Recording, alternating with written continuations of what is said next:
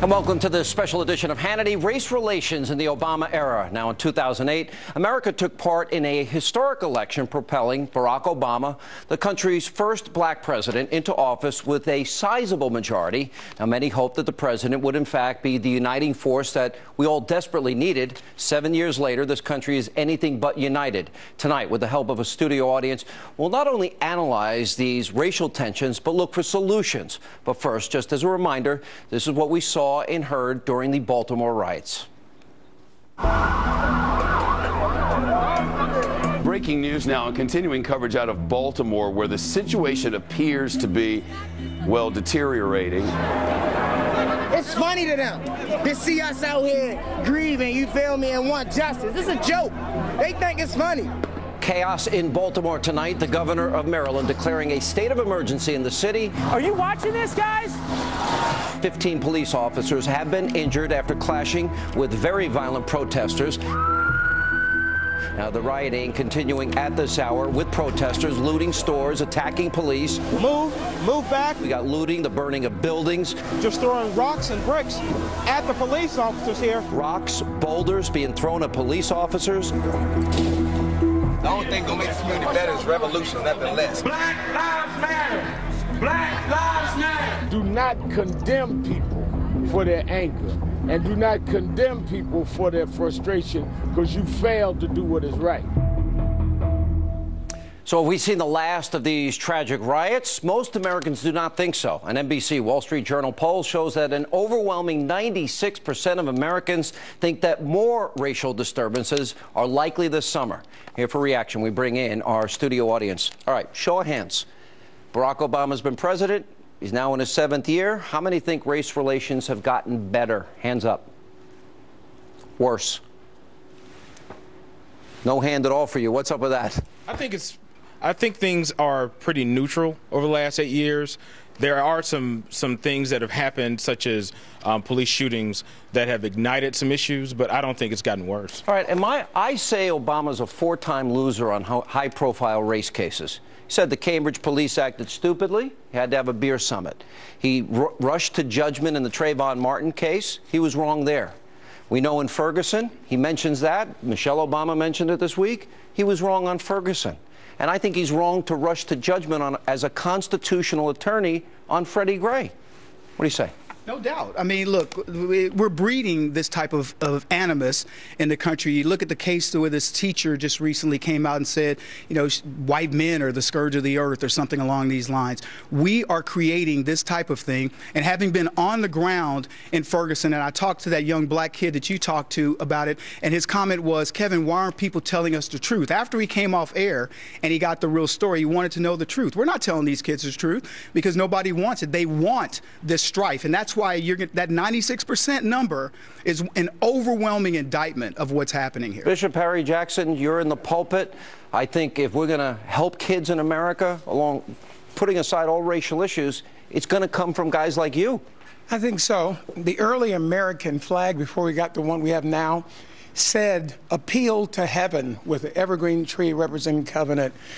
These problems are not going to be solved by themselves. We have to take some proactive stance. Think about it this way. Race, generational poverty, and I'm going to call it class, are all intertwined. So we don't just have a race problem. It's just not black or white. We've got some people who feel angry and hopeless. So I hope tonight that we're going to deal with that.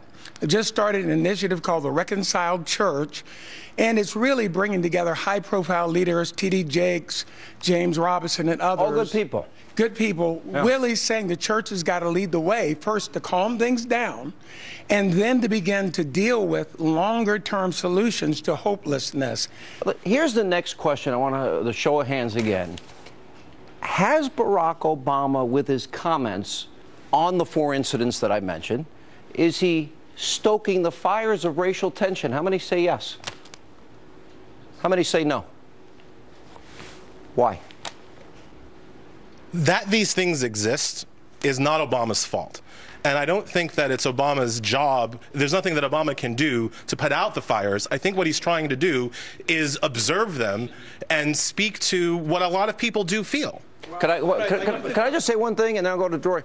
Wait a minute. He's a constitutional lawyer. He said the Cambridge police acted stupidly. He had no facts. He rushed to judgment with Trayvon Martin. He had no facts. It turns out that Michael Brown robbed a store, intimidated a clerk.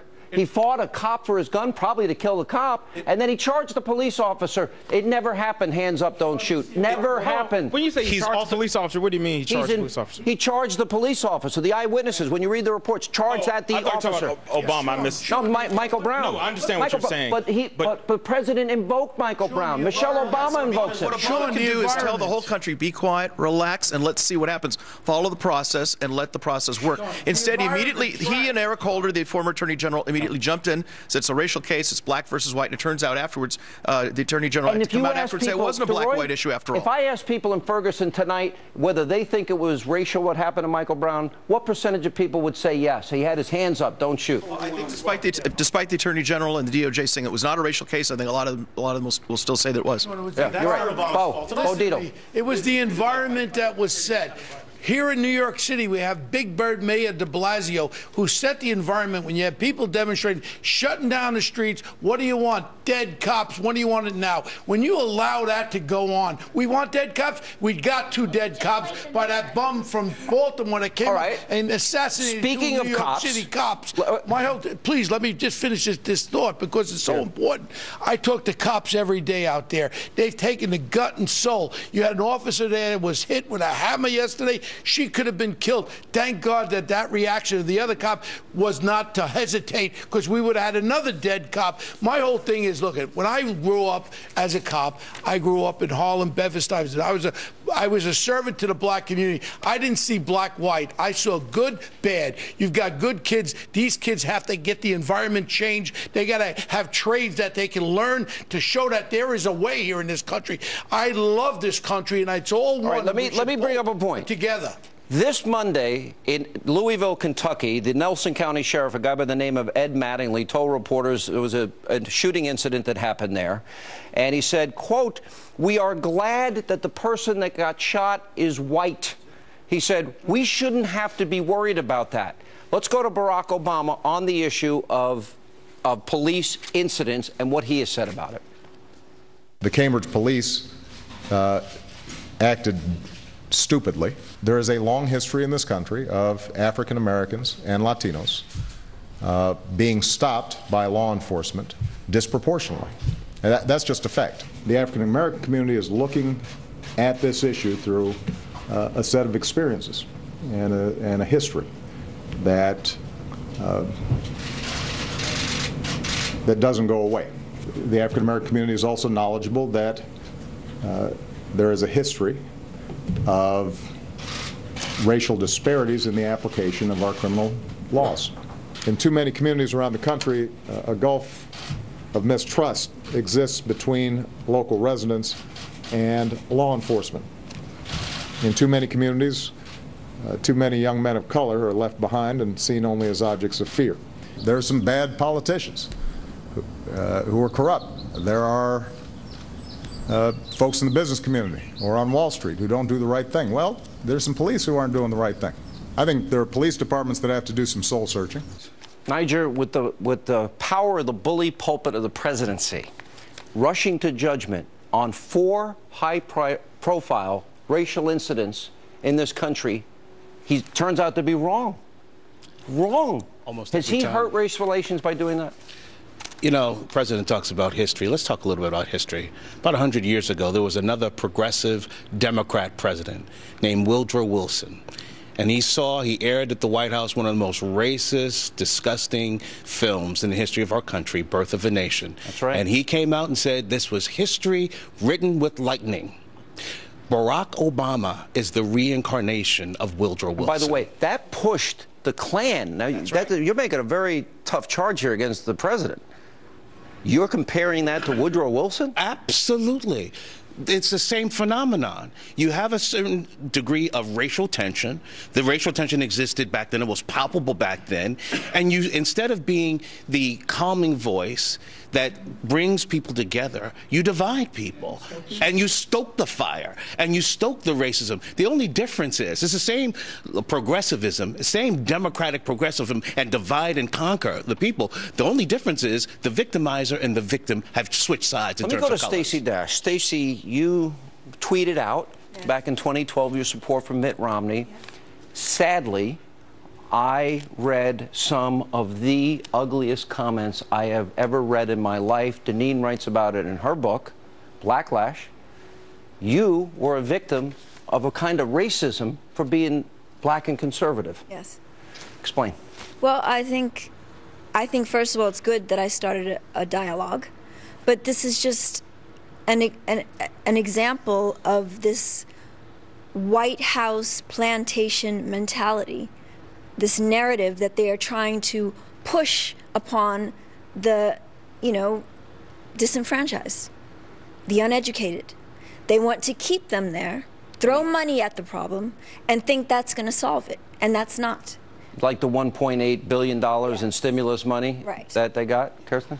My question is, in listening to the comments that the president made, I believe that his intention is not to stoke more racial tension, but to help people to understand the other side. And I think that's what he was doing in trying to explain the worldview that people of color might have that might be different from the white population or other minorities. So I think he's trying to bring people together, but it's just not working. So my question is, how can we as people, community organizations, the faith-based community, and others have a conversation that is productive rather than dividing? But if we all believe that we're all God's children and we're all born with talent and ability, and we'll get to Michelle Obama's speech in the next segment, and she goes on this rant in a commencement address, and I felt like saying you needed to get to the part where you are the first lady, that America has grown to the point where white America had no problem voting for a black American president at all. By the way, much to my chagrin, and as much as his liberal policies, not the color of his skin, but I thought for liberal reasons he shouldn't be elected. But it showed progress, and she sounded angry. You heard the speech this week. She is angry. Well, and I think it's a matter of always wanting, as a public figure, you want to match the emotional timbre of what's going on in the country. And so I think some of these speeches are trying to do that, to say, I empathize with you. And yes, and it's not necessarily helping, but I think the more that you can start a dialogue around these issues, and you have panels like this, and you have other media that responsibly say, how can we convene a productive dialogue on this? We can turn a negative into a positive. We're going to get back to your comment, her comment, and all of your comments. I promise everybody will get in, and Michelle Obama's comments from her speech earlier this week. And coming up next tonight, right here on the special edition of Hannity. The folks who crossed the street in fear of their safety, the clerks who kept a close eye on us in all those department stores, the people at formal events who assumed we were the help. When we return, our studio audience responds to First Lady Michelle Obama's commencement address. Later, Dr. Alveda King will join us, and Milwaukee County Sheriff David Clark will weigh in on the racial divide being created here in America, and much more on the special edition of Hannity. We're glad you're with us.